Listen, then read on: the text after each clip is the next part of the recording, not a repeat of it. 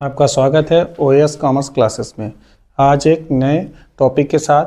आज हमारा टॉपिक है बहुत रिलेटेड एग्जाम से। जैसे आज का पहला मेरा जो टॉपिक है वो है चालू खाता। चालू खाता, जिसे चालू खाता, ठीक है, इसको अकाउंट करंट बोलते हैं।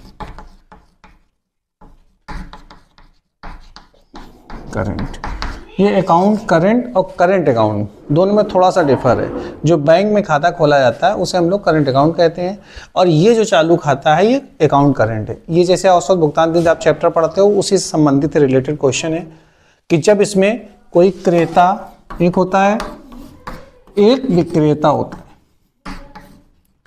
ये माल इसको बेचता है, ये इसको इससे खरीदता है।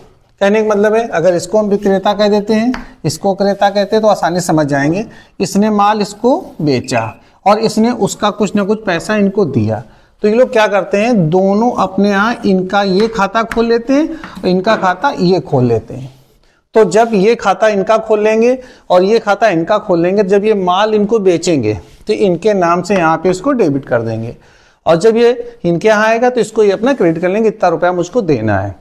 और ये क्रेता क्या करे, जब पैसा दे देगा तो इनका क्रेडिट कर देंगे। कहने का मतलब है, जब व्यापारी लोग दोनों लोग एक एक खाता खोल लेते हैं जिसमें दोनों पक्ष के खाते होते हैं, कितना माल इन्होंने इनको भेजा है वो नोट कर लेते हैं, उन्होंने कितना पैसा इनको भेजा है वो नोट कर लेते हैं। यानी दोनों व्यापारियों का एक खाता खोला जाता है, दोनों लोग अपनी अपनी पुस्तकों में खोलते हैं, उसे हम लोग चालू खाता कहते हैं। ये व्यापारी उसको माल भेजता है, वह व्यापारी उससे पैसा आता है, दोनों लोग आपस में मिलान कर लेते हैं। ये बनाने का उद्देश्य क्या होता है, मेन इसका उद्देश्य होता है, इससे हमें दोनों पक्षों को समय समय पर बहुत आसानी से पता चल जाता है मुझसे कितना रुपए लेना है, मुझे कितना रुपए देना है। मतलब बहुत आसानी से पता चल जाएगा कि इनके पास रुपए ज्यादा निकल रहा है कि इनके पास रुपए ज्यादा निकल रहा है। दूसरी बात है, अगर माल भेजने हमने नहीं भेजा और उनको माल हमने चढ़ा दिया, कितने रुपए का माल उनको हमने भेज दिया है और वहां माल नहीं पहुंचा, तो अगर कोई गलती होती है तो जब हम 1 महीने बाद, 2 महीने बाद, 3 महीने बाद जब दोनों अकाउंट को हम टैली करते हैं तो उससे हमें पता चल जाता है कि किसकी गलती है, तो यानी अशुद्धियों का आसानी से हमें पता चल जाता है। फिर जो रकम होती है समय समय पर ये इसको भेजते रहते हैं, तो रकम भी हमें कुछ ना कुछ प्राप्त होती रहती है, वो हम इसे चढ़ाते रहते हैं। और दूसरा क्या है, जब हम इसकी प्रतिलिपि इसके पास भेजते हैं, इसकी एक प्रतिलिपि भेज देते हैं कि आप मिला लीजिए जो मैंने ट्रांजैक्शन की है वो सही है कि गलत है। तो उस प्रतिलिपि भेजने से सबसे बड़ा फायदा क्या होता है, एक तो ये ट्रांजैक्शन मिलाते हैं और एक ये कहें कि बंद जुबान से तगादा भी हो जाता है। जब ये प्रतिलिपि वहां जाती है तो आदमी जान जाता है कि मुझे इनको कितने रुपए से देना है। समझ में आ गई हुई बात। तो चालू खाता की अगर छोटी परिभाषा अगर बताएं, जब दो व्यापारी प्रत्येक लेन देन को अपने यहाँ और वो अपने यहाँ लिखते हैं, जिससे कि भविष्य में होने वाली गलतियों को सुधारा जा सके, समय समय पर उनका कितना पैसा लेना है, कितना पैसा देना है, और लास्ट में प्रतिलिपि बना के दोनों खातों का मिलान हो सके, उसे हम लोग चालू खाता कहते हैं। इसी चालू खाते में एक शब्द और आता है, लाल स्याही का ब्याज। लाल स्याही का ब्याज, ये बहुत ही इंपॉर्टेंट क्वेश्चन है, एग्जाम में आएगा तो बहुत कम लोगों ने सुना भी होगा। लाल स्याही का ब्याज क्या होता है? इसमें यह कि जब हम औसत भुगतान तिथि हम बनाते हैं तो उसमें से कुछ ऐसी तिथियां होती हैं जो बीच से निकल आती हैं, जिससे हम क्या करते हैं, उसका पेमेंट कर देते हैं। पेमेंट करने पे हमारी औसत भुगतान तिथि पता चल गई। लेकिन जब हम चालू खाता बना रहे होते हैं तो मान लेते हैं चालू खाता कोई हमारा बन रहा है, जिस दिन चालू खाता बन रहा है उसके बाद कोई एक तिथि पड़ जाती है, तो उसको कैसे मैनेज करेंगे, उदाहरण के रूप में आपको मैं समझाता हूं किस तरीके से। उदाहरण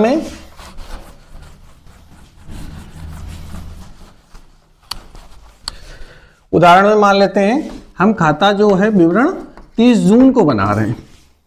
30 जून को कोई खाते को हम बना रहे हैं और कोई एक ऐसी तिथि है जो हमारा प्राप्ति पत्र है, देय पत्र है, वो 31 अगस्त की तारीख उसकी पड़ रही है पेमेंट की। अब मामला ये फंसेगा यहाँ पे कि जब खाता मेरा 30 जून को बन रहा है तो ये 31 अगस्त तक जा रहा है, तो इसका कैसे किया जाए। ऐसी कंडीशन में क्या होता है, अभी मैं पूरा लाल स्याही का थ्योरी बताऊंगा, पहले इसको समझ लीजिए क्या है। तो इससे इधर के जो ये 62 दिन हुए, कितने दिन हुए, 62 दिन हुए, इनका जो ब्याज होगा उस ब्याज को हम लाल स्याही का ब्याज कहेंगे। कहने का मतलब थ्योरी में क्या आया, लाल स्याही का ब्याज वो ब्याज होता है जिस दिन हिसाब का विवरण बनाया जाता है, उस तिथि के जो दूसरी तिथि भुगतान तिथि बाद में पड़ती है उसके बीच के दिनों का जो ब्याज निकाला जाता है उसे लाल स्याही का ब्याज कहते हैं। लाल स्याही का ही नाम क्यों पड़ा इसमें, लाल स्याही का इसलिए कहते हैं क्योंकि ये जिस पक्ष में होता है उस पक्ष में इसका लाभ ना मिलके इसका जोड़ दूसरे पक्ष में किया जाता है। अगर ये डेबिट में है तो ये क्रेडिट में किया जाएगा, क्रेडिट में है तो डेबिट में किया जाएगा, और जिधर ये होता है उधर हमेशा लाल स्याही से लिखा जाता है, जिससे याद बना रहे मुझे कि ये ब्याज इस टोटल में शामिल नहीं होगा, बल्कि ये ब्याज इसकी रकम इस तरफ शामिल होगी, उसी में वो शामिल करके फिर ब्याज निकाला जाता है। फिर समझ लीजिए, जब कोई भी तिथि हिसाब विवरण बनाने की तिथि के बाद पड़ती है और उस तिथि तक के जितने दिनों का गुणनफल निकाला जाएगा वो उस पक्ष में लाल स्याही से लिखा जाएगा, और उस लाल स्याही वाले ब्याज को दूसरे पक्ष में हम नीले से लिखेंगे और उसके टोटल में शामिल करेंगे, उस पे ब्याज निकालेंगे और वो ब्याज हमारा लाल स्याही का ब्याज कहलाएगा। अगली थ्योरी में आते हैं। अगर हमारी थ्योरी मान लेते हैं सामान्य हानि किसे कहते हैं, सामान्य हानि, तो सामान्य हानि किसे कहते हैं, तो ये भी प्रेषण की थ्योरी है। जब कोई भी हानि ऐसी होती है जिसको हम रोक नहीं सकते हैं, जिसका होना स्वाभाविक है, उसे हम सामान्य हानि कहते हैं। जैसे आप देखते होंगे कोई भी हमारी धान होती है सूख जाती है, या कोई ऐसे आइटम है जो छलक जाते हैं जिनको हम रोक नहीं सकते हैं, छीजन बोलते हैं, बहुत सी चीजें होती हैं जिनका होना स्वाभाविक, इनको हम रोक नहीं सकते हैं, उन्हें हम सामान्य हानि कहते हैं। इसी में एक अगली थ्योरी आ जाती है असामान्य हानि। असामान्य हानि किसे कहते हैं, ऐसी हानियां जो हमसे लापरवाही बस होती हैं उन्हें हम असामान्य हानि कहते हैं। अगर इनको हम सही से काम करें तो ये हमारी रोकी जा सकती हैं, और इन पे हम अगर फोकस करें तो कम की जा सकती हैं। ऐसी हानियां जिनको हम रोक सकते हैं वो असामान्य हानियां होती हैं, जिनको हम रोक नहीं सकते हैं वो हमारी सामान्य हानि होती है। अब आया एक क्वेश्चन है अगला हमारा, स्टॉक संचय खाता। स्टॉक संचय खाता क्या होता है, जब हमारा कोई प्रेषक है, जैसे मान लेते हैं ये प्रेषक है, ये हमारा प्रेषी है, इसके माल की जो लागत है वो 100 रुपए है, क्या लागत है, लेकिन वो इसको छुपाना चाहता है तो इस 100 रुपए की जगह पे इसको 150 रुपए का बेचता है। तो कहने का मतलब है जब प्रेषक प्रेषी को लागत मूल से अधिक मूल पर माल भेजता है, तो भेजने पे जब हमारा यहाँ पे रहतिया बच जाता है कुछ, तो वो रहतिया हमेशा हमारा काय पे होगा, बीजक मूल पे होगा। जब बीजक मूल पे होगा, क्योंकि कोई भी खाते का लाभ या हानि हमारा सही है कि नहीं सही है, तो हमेशा उसे हम लागत मूल पे बनाते हैं। जैसे आप एक क्वेश्चन बहुत पूछा जाता है, व्यापार और लाभ हानि खाता किस मूल पे बनाए जाते हैं, तो ध्यान रखना कभी बीजक मूल पे नहीं बनाए जाते हैं, हमेशा लागत मूल पे ही बनाए जाएंगे, जिससे कि हमारा लाभ हानि हमें शुद्ध पता चल सके। तो हम क्या करेंगे, जो ये बढ़ा हुआ मूल्य है यानी 50 रुपए, तो जितने भी हमारे पीसेस बचेंगे प्रेषक के द्वारा भेजे गए जो भी माल बचेगा, उसके लिए हम इसे डेबिट पक्ष में एक खाता खोल देते हैं, स्टॉक संचय खाता, या कुछ लोग रहतिया उच्चन खाता भी बोल देते हैं। तो ये हमारा स्टॉक संचय खाता कैसे हो गए, जब प्रेषक प्रेषी को लागत मूल से अधिक मूल पर माल भेजता है, और जब अंतिम रहतिया वहां बचा हुआ माल बचता है तो उसमें जितना मूल अधिक था उस मूल्य को हम प्रेषक खाते में डेबिट पक्ष में लिखते हैं, जिसे हम लोग स्टॉक संचय खाता या रहतिया उच्चन खाता कहते हैं। ठीक है, अगला क्वेश्चन हमारा जो है, अगला क्वेश्चन में प्रत्यक्ष व्यय। प्रत्यक्ष व्यय किसे कहते हैं, प्रत्यक्ष व्यय जो होते हैं यानी डायरेक्ट एक्सपेंस कहते हैं, ऐसे व्यय जो किसी भी वस्तु पे सीधे किए जाते हैं, यानी उसके उत्पादन के अंग एक तरीके से बन जाते हैं, लागत में सीधे चले जाते हैं। ये भी प्रेषण का क्वेश्चन है। तो प्रेषण में क्या होता है, जब प्रेषक के द्वारा, यानी जो प्रेषक होता है, जैसे ऊपर ये लिखा है, प्रेषक के द्वारा जो माल भेजा जाता है उसमें जो भी खर्चे किए जाते हैं, जैसे उसका माल भाड़ा देना, बीमा कराना, चुंगी देना, लदाई देना, जो भी खर्चे करेगा ये प्रेषक जितने भी करेगा वो हमेशा प्रत्यक्ष कहलाते हैं। अब जब ये प्रेषी जो हमारा है, प्रेषी जब हमारा आता है तो प्रेषी के कुछ खर्चे प्रत्यक्ष माने जाते हैं, कुछ अप्रत्यक्ष माने जाते हैं। तो इसको एक उदाहरण के रूप में सुन सकते हैं।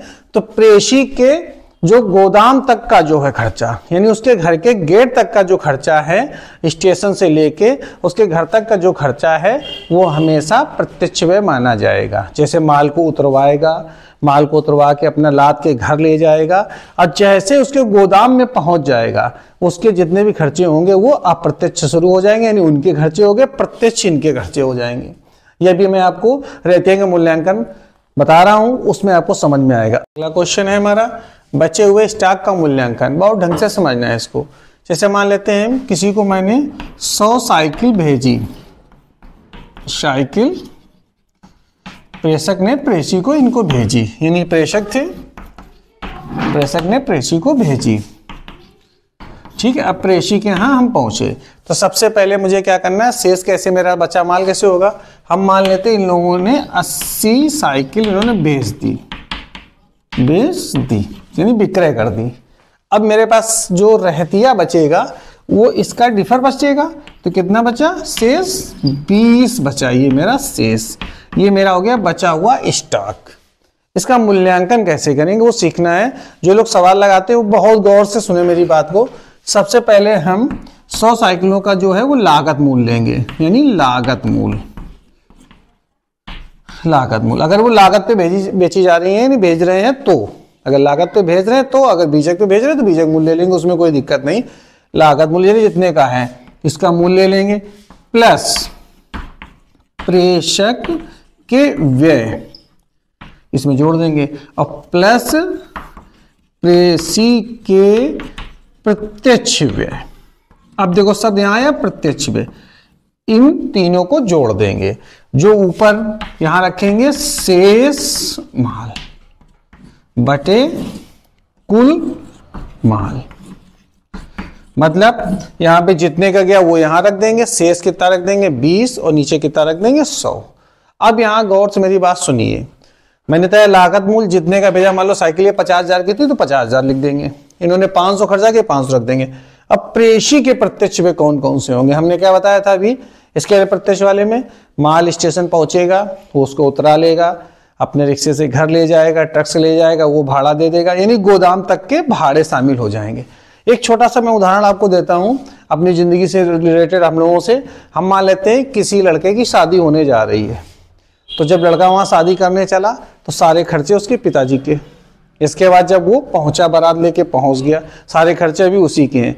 बारात लड़की के जहां जनवासे में रुकी वहां पे रुक गई, जाके वहां जो नाश्ता कराया गया उस पर केवल आपको दिमाग नहीं लगाना, वो उसने व्यवहार में करा दिया। अब क्या होता है, बारात सीधे से जनवासे चल रही, बैंड का भी खर्चा पिताजी का, आपका बाजे का भी खर्चा पिताजी का, आतशबाजी का पिताजी का, घोड़ी का और जो भी बग्गी का खर्चा पिताजी का। अब जैसे वो दरवाजे पहुंचती है तो देखते हो कि वहां पे द्वार चार होता है, लोग उनकी अगवानी करते हैं, तो लड़की वाले के खर्चे वहीं से शुरू होते हैं।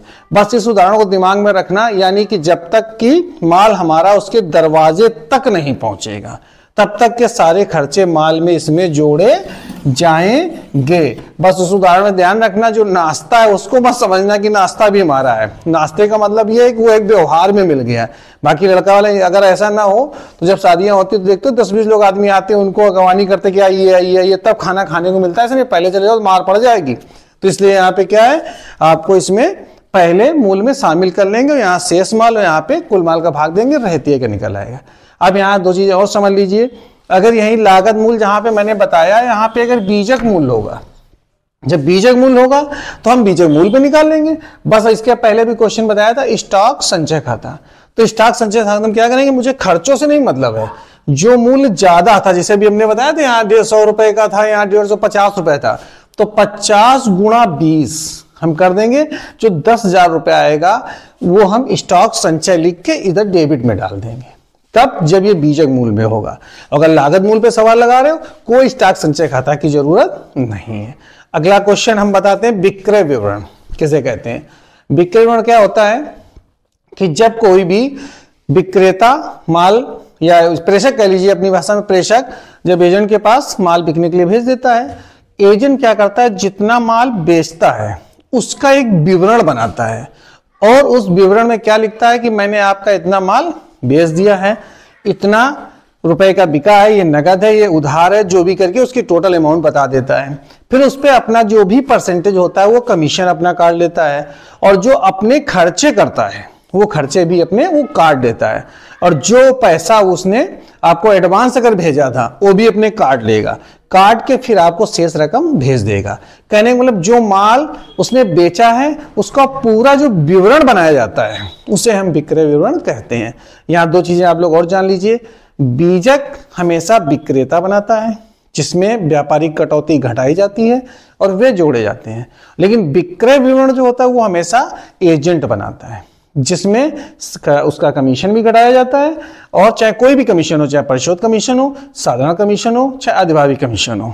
इसके बाद अगर उसने खर्चे किए हैं तो खर्चे भी वो काट लेगा, शेष रकम वो विक्रेता यानी प्रेषक के पास वो भेज देगा। ठीक है, और भी क्वेश्चन आपको बता दूं मैं। साझेदारी क्या है, साझेदारी संलेख क्या है, ख्यात क्या है, ख्यात के मूल्यांकन की विधियां क्या है, ख्यात के प्रकार क्या है, त्याग अनुपात क्या है, लाभ प्राप्त अनुपात क्या है, इनके बारे में अगर आप जानना चाहते हैं तो मेरे कुछ वीडियो पड़े हुए हैं साझेदारी के, साझेदारी संलेख, सब कुछ उसमें बहुत अच्छे से हमने समझाया है। चालू खाता किसे कहते हैं, परिवर्तनशील खाता किसे कहते हैं, पूंजी खाते में कितने प्रकार के हैं, सब कुछ इसमें बहुत अच्छे से बताया है। उनको जरूर आप देख लीजिए, पार्टनरशिप पार्ट 1 है, 2 है, उनको जरूर देख लीजिए। और अगर ये वीडियो आपको अच्छा लगा हो इसको जरूर लाइक करें, शेयर करें, सब्सक्राइब चैनल को कीजिए और ज़्यादा से ज़्यादा लोगों में शेयर कीजिए। धन्यवाद।